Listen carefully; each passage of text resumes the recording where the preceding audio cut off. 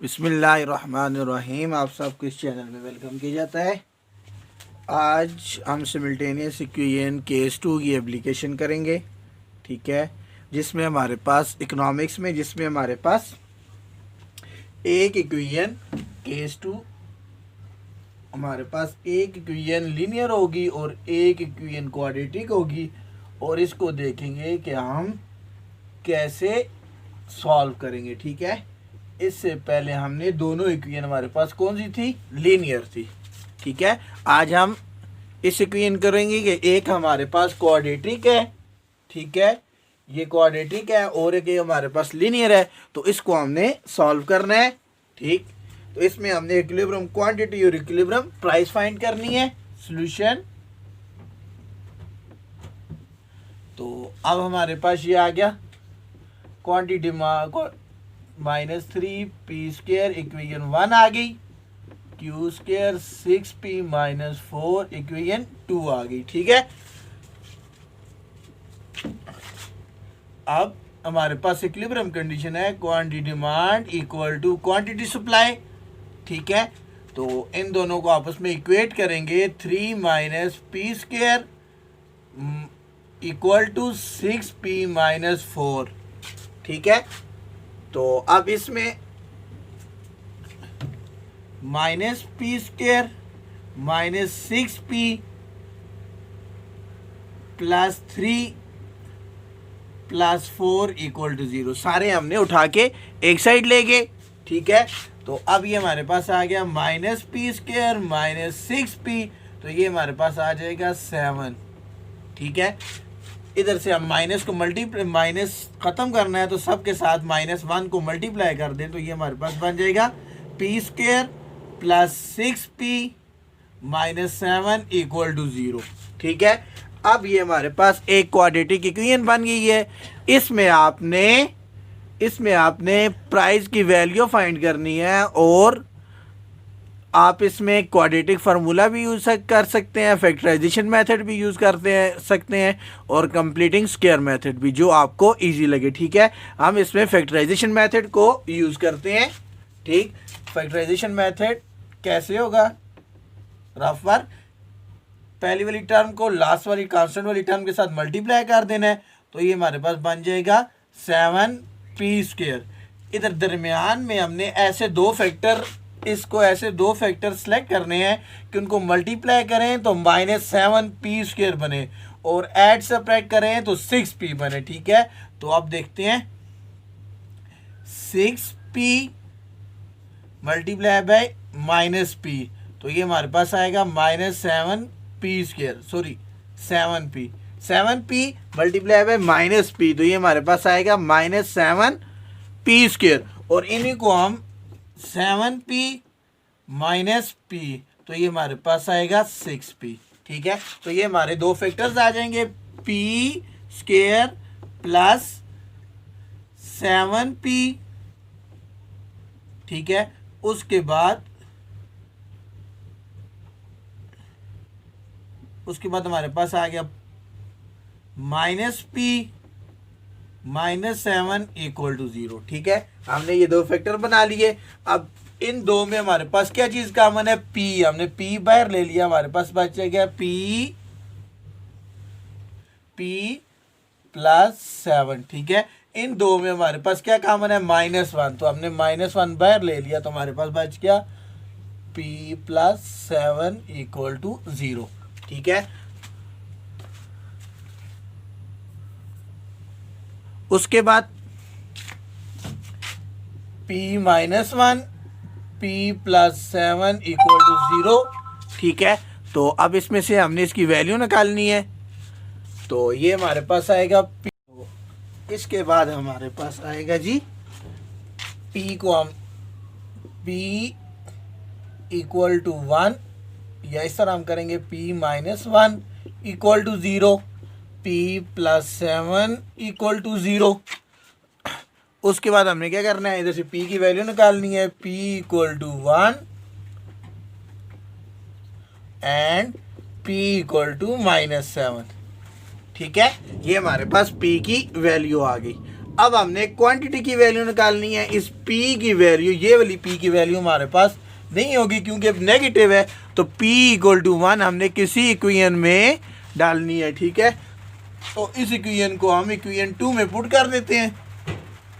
Equation 2 या equation 1 जो आपको लगे, इक्वेशन 1 में पुट कर देते हैं। Putting the value of p equal to in equation 1, क्योंकि इन 1 है 3 माइनस p स्क्वायर, 3 माइनस 1 का square, 3 minus 1 q equal to 3 minus 1 तो हमारे पास क्या आएगा 2, q इक्वल टू हमारे पास 2 आया है और p इक्वल टू हमारे पास 1 आया है। ठीक है, ये हमारे पास था कि एक हमारे पास लीनियर इक्वेशन हो और दूसरी हमारे पास क्वाड्रेटिक इक्वेशन हो।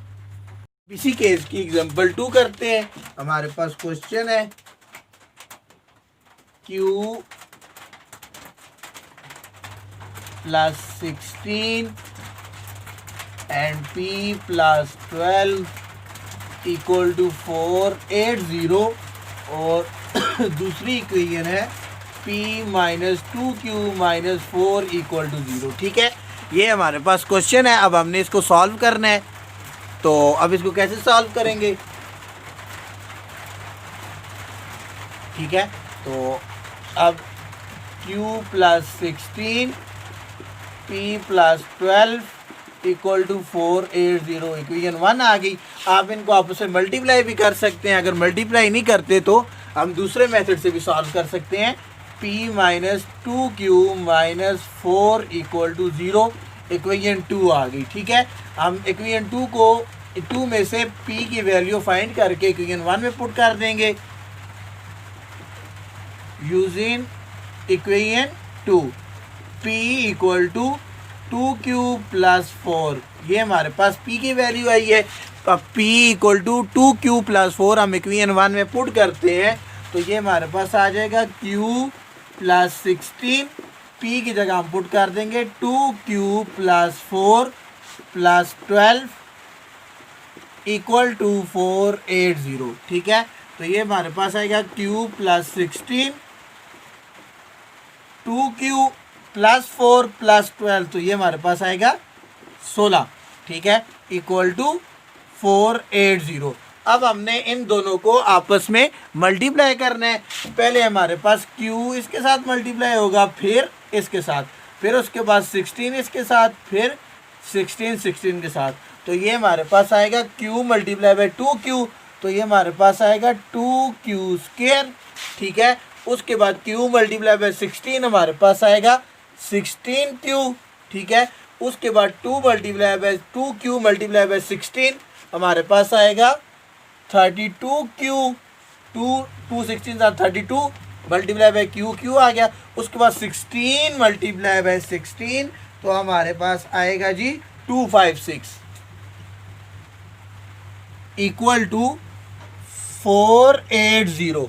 ठीक है, ये हमारे पास आ गया 2q square plus 16 plus 32q plus 256 and equal to 24428। ठीक है, तो अब क्या करते हैं, 2q स्क्वायर प्लस 16 प्लस 32, ये हमारे पास आ गया 48q और प्लस 256, 480 को इस साइड ले आए तो 480 माइनस हो जाएगा। ठीक है, तो ये हमारे पास इक्वेशन आ गई 2q स्क्वायर प्लस 48, 256 में से 480 को माइनस करेंगे तो हमारे पास आएगा माइनस 112 इक्वल टू 0। ठीक है, अब 2 सब में कॉमन है तो हम 2 को बाहर कॉमन ले लेते हैं, तो 2 कॉमन ले लिया, इधर हमारे पास बचेगा q स्क्वायर प्लस 48 से 2 कॉमन लिया तो हमारे पास बचेगा 24 और 256 माइनस 480 करेंगे तो हमारे पास आएगा जी 240, 24224। ठीक है, तो अब इसमें से भी हमने 2 को कॉमन ले लिया तो हमारे पास बचेगा 112, 24q, तो इधर हमारे पास बचेगा माइनस 112। Equal to 0। अब 2 दोनों साइड डिवाइड कर देते हैं, इधर भी डिवाइड कर दिया, इधर भी डिवाइड कर दिए, कट के हमारे पास जो क्वेश्चन बचेगा Q square plus 24q minus 112 equal to 0। ठीक है, अब आपके पास एक क्वाड्रेटिक इक्वेशन आ गई है। इसको आपने फार्मूला मेथड से कंप्लीटिंग जो आपको इजी लगता है उससे आप सॉल्व कर लें। मैं फैक्टराइजेशन से सॉल्व करता हूँ। ठीक है, तो इसके लिए रफ वर्क करता हूँ। First rough work, Q square को इसके साथ मल्टीप्लाई किया, माइनस 112 क्यू स्क्वायर आएगा। ठीक है, अब हमने ऐसे फैक्टर तलाश करने हैं जिनको मल्टीप्लाई करें तो हमारे पास 112 क्यू स्क्वायर बने और ऐड सब्ट्रैक्ट करें तो 24 बने। तो वो दो फैक्टर हमारे पास बनते हैं जी 28q माइनस 4q। तो इसको हम करेंगे तो हमारे पास बनेगा 24q, और अगर इन्हीं दोनों को हम मल्टीप्लाई करें तो हमारे पास बनेगा माइनस 112 क्यू स्क्वायर। ठीक है, तो इधर हमारे पास आएगा Q square plus 28q minus 4q minus 112 equal to 0। इन दो में जो हमारे कॉमन है वो आ गया q प्लस 28, और इन दो में जो हमारे पास कॉमन है माइनस 4 हमने कॉमन ले लिया, q minus plus 28 equal to 0। ठीक है, अब q माइनस 4 हमारे पास आ गया, q प्लस 28 इक्वल टू 0। तो अब इसमें से हमने q की वैल्यू निकालनी है, तो q equal to 4, q equal to minus 28, क्योंकि क्वांटिटी नेगेटिव नहीं हो सकती, तो q इक्वल टू 4। अब हमने ये q इक्वल टू 4 इधर इक्वेशन ए में पुट कर देते हैं, इधर q की जगह 4 पुट करते हैं, तो हमारे पास p की वैल्यू भी आ जाएगी 2 4 प्लस 4। तो ये हमारे पास आ जाएगा इसका आंसर 2 4 आर 8, 8 प्लस 4 12।